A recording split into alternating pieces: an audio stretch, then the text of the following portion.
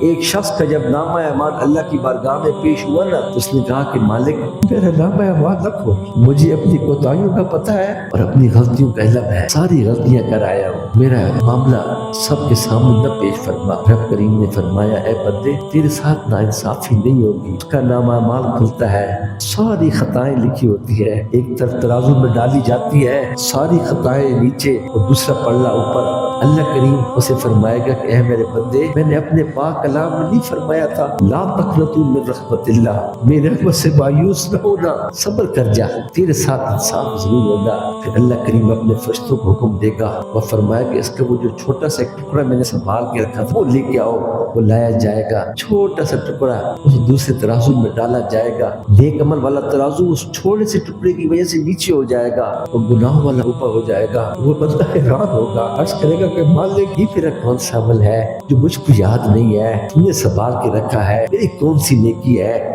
جو تیری بارگاہ میں رکھی ہوئی تھی۔ تو سنے اللہ کریم کے اس پیارے پیارے فرمان کو کہ جو تم چھوٹی سی نیکی کرو گے نا میں رب اسے دیکھوں گا اور اس کو سنبھال کے رکھوں گا اور میری بارگاہ میں وہ پیش ہوگی۔ تو اللہ کریم فرمائے گا کہ اے میرے بندے سن، یاد کر اس وقت کو کہ رات کے ایک پیر تیری آنکھ کھلی تھی، تو نے کروٹ بدلی تھی اور کروٹ بدلتے ہوئے پورے اخلاص کے ساتھ، للہیت کے ساتھ، خشیت کے ساتھ مجھے پکارا تھا اور صرف ایک دفعہ کہا تھا اللہ۔ اللہ کریم فرمائے گا کہ تم نے جو ایک دفعہ وہ اللہ کہا تھا نا مجھے اتنا پسند آیا، میں نے سنبھال رکھا، وہ تیرا یہ عمل آج تیرے سارے گناہوں پہ بھاری ہو گیا ہے۔